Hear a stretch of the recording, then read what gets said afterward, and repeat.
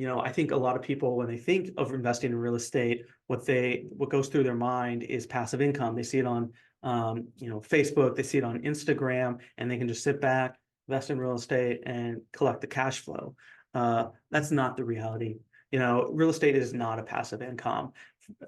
If you have renters and suddenly the renters aren't paying the bills, what are you going to do? What happens if a pipe bursts at 2 o'clock in the morning? What are you going to do? You have to develop plans for these things. You either hire a management company or you're doing it yourself. But nonetheless, like, you're taking a proactive approach to this. This is not a passive investment. Sure, there might be days where you're not working and you're gaining for that time, but there's a lot of work and sweat involved in it. It's also not risk-free. People, I think people have this image of just putting money in a home or whatever, and it's just going to grow nonstop. But that's not the reality. You could have a natural disaster, you can have bad tenants, you can have all sorts of things that create problems for you, making this a very bad investment. And so I use these word of warnings at first because I think you need to be prepared for what you would be getting into if you decide to invest in real estate. It can be very valuable, but there are some concerns that we have to manage in the process. And so why do people invest in real estate? So this is really the four reasons that people who invest in real estate really do and really benefit from it. They're looking to gain from these four things. And I think probably the top two, income and appreciation, are the most common reason that people think of, but I'll go through all four. Income is pretty self-explanatory. It's the cash flow you get for renting out the real estate. If you have a renter, they're paying you rent every month, you're using that rent to pay the loan, and whatever's left over, you get to keep. And so it's a nice little source of cash flow like that. Meanwhile, you've bought a $200,000 home. It's, after 5 years, worth $300,000. You get that appreciation. Like when you go to sell, that's yours, and you've now, gained from the growth. But the other two reasons, depreciation and equity, maybe even just as powerful or more powerful, especially depreciation, but I'll talk about both. Equity, for instance, this is where you buy a $200,000 home, you put 40,000 down, and you take a loan for the other 160,000.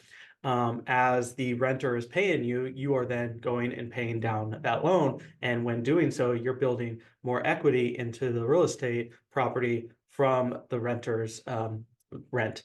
And so you're not using your own cash flow for that, but someone else's, which is nice.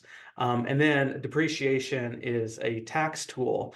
Since the real estate is property, you're able to take a portion of that property's value and reduce it every year. Since property depreciates over time, that loses its value over time. And the IRS says you can then use that to write off income that comes in. So you're able to use the depreciation to write off some of that income. So you're not actually paying as much tax on the cash flow that's coming in. And it can be a really valuable source of and tool to reduce those your year-on-year taxes.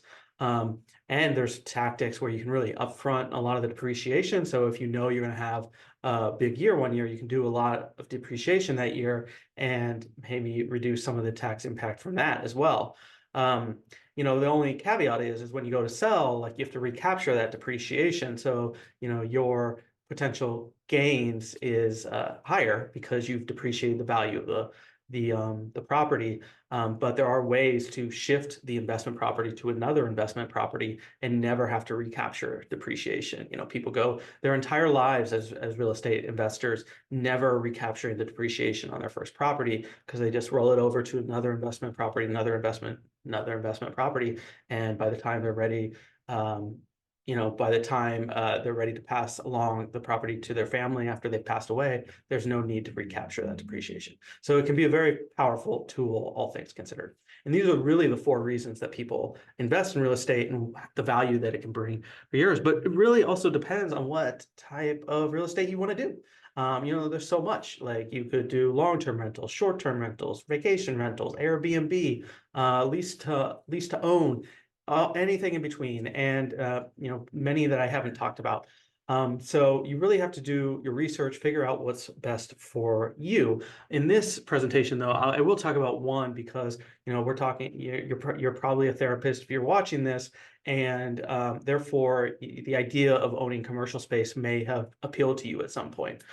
This can be very valuable. You have this business that if you're not 100% telehealth, then you could potentially use this and get all those benefits that we just talked about that you can get from real estate. So one, you can utilize the space for your own business. So that's great. You can write off the expense of that on taxes and whatnot.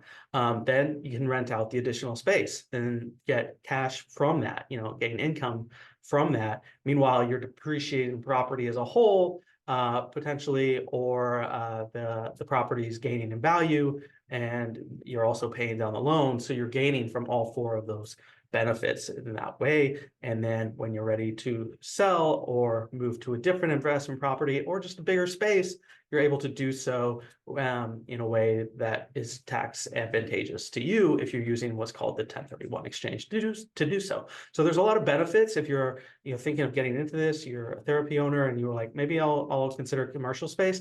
There can be real value in that.